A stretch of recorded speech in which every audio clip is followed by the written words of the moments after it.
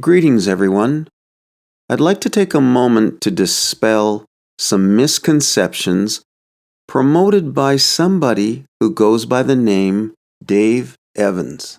And they've posted comments on the channel, and those comments are completely misguided. And here's why. Firstly, the person that calls themselves Dave Evans, now this person has a YouTube channel with zero content, no content. They contribute absolutely nothing to the forum. They do not identify themselves. And I always caution people, if somebody is not willing to give you their real name and come out of the shadows and state their position, they can't be trusted, and they're not to be given credibility. But anyway, this person going by the name Dave Evans, this is a person hiding behind the digital veil of the internet. And I encourage them, if they're legitimate, give us your real name, come out, and start putting some content on your YouTube channel, rather than using a YouTube identity as an excuse to wreak havoc amongst the believers in Jesus Christ. Now, I want to address a couple of very specific things. Sola Scriptura, for one. The early church evaluated doctrine based on the Scriptures. We know this for a fact.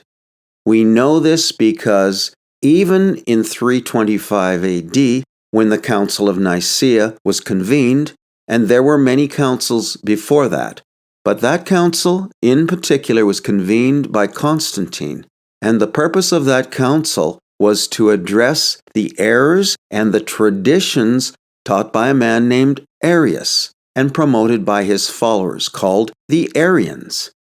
Leaders in the churches from all over the Roman Empire, the bishops and others, came together in 325 AD to address these problems. And they addressed Arianism from Scripture, not tradition. When they introduced tradition, it was because tradition agreed with the particular Scriptures they were addressing. They didn't introduce tradition to add to the Scripture. Only when tradition lined up with Scripture did they introduce it.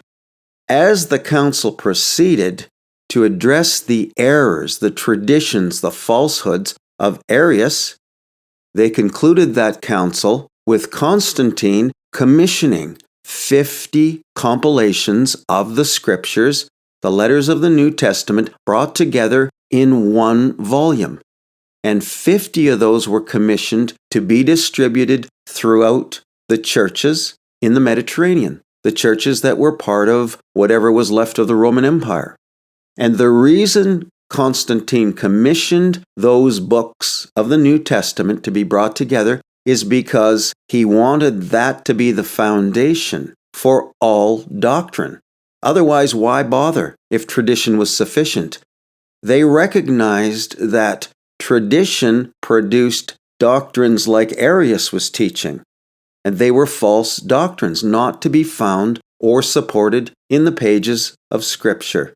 So those 50 Bibles were distributed to the churches, and that was the culmination of the Council of Nicaea, to confirm the churches would get their doctrine from Scripture. Now, I'm not saying that every single church and every bishop followed that. Of course not. But that was the rule of thumb, and that was established at the Council of Nicaea. Now, that is something this digital fiction called Dave Evans does not understand and fails to recognize. Now, the quotes that Dave Evans has taken from the so-called church leaders, church fathers, are usually out of context and demonstrate that this person has not read the works in general, the greater works of Polycarp, Irenaeus, Tertullian. This person has not read those works, because if they knew what those men taught, they would understand what they meant in certain places. For example, when the word church shows up, say in Cyprian's writings, there was no word called church in the language of the day. Church is something that appears in the English language, maybe in the medieval period or the Old English period, but certainly not in the 3rd century. Cyprian died in 258 AD. He understood church as ecclesia, but you'll find in the writings the word church is used, and there's nothing wrong with that. But we need to understand that Cyprian's idea of church was the biblical idea, the biblical doctrine of ecclesia. That is, all the believers were called ecclesia. That is the church. The other problem is the Roman Catholic Church that has got their hands on those writings of those early church leaders has done things like promote the word Catholic, and they've used a capital C many times, so that it sounds like Catholic Church. The understanding of that word, as Cyprian and others would have known it, would have been in the sense of universal church. So ecclesia and universal would be the church and all the believers from all over in one body. Now that's a biblical concept. That is from Scripture and Scripture alone. But the Roman Catholic Church likes to allude to Catholic being a reference to a Catholic church, and that is not the understanding. And in fact, sometimes you'll see in those old writings the word Pope used. There was no universal bishop until after Gregory I, and we know this because Gregory I wrote that the first bishop that takes the title universal bishop, that is, the Pope, that is the precursor to Antichrist. And we see that title being taken after Gregory I, and perhaps Boniface VIII would have been the first one to take that title and could be called the Pope.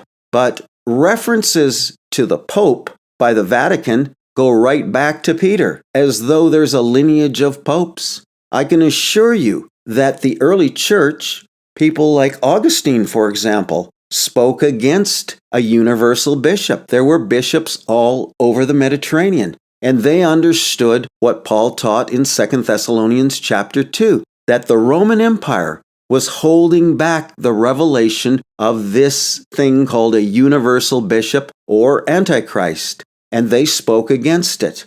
And so the word Pope, in the sense that the Catholic Church would have you believe, does not have any substance until really Boniface VIII. All references to Pope this, that, and the other before Boniface is Catholic Church historic revisionism. I can assure you that Bishop Gregory I would have recoiled at being called universal bishop or the Pope. He spoke against the universal bishop. And so you will find even some of the writings attributed to Cyprian, the word Pope sometimes inserted in there, and you'll find it elsewhere. Now, these people did not think of themselves in any sense as universal bishops. They found that notion repugnant. And the fact that Constantine, even in 325, sent these compilations of Scripture, 50 books, out to the bishops in the outlying areas indicates a co-equal status of all bishops, and that was indeed the idea. And so any sense of a universal bishop or a lineage of popes going back to Peter is historic revisionism. The so-called church fathers rejected the notion of one universal bishop because the Scripture teaches a co-equality of all believers and bishops and so on and so forth. And this is why sola scriptura, though it may not be mentioned in those terms, was held to by the early church.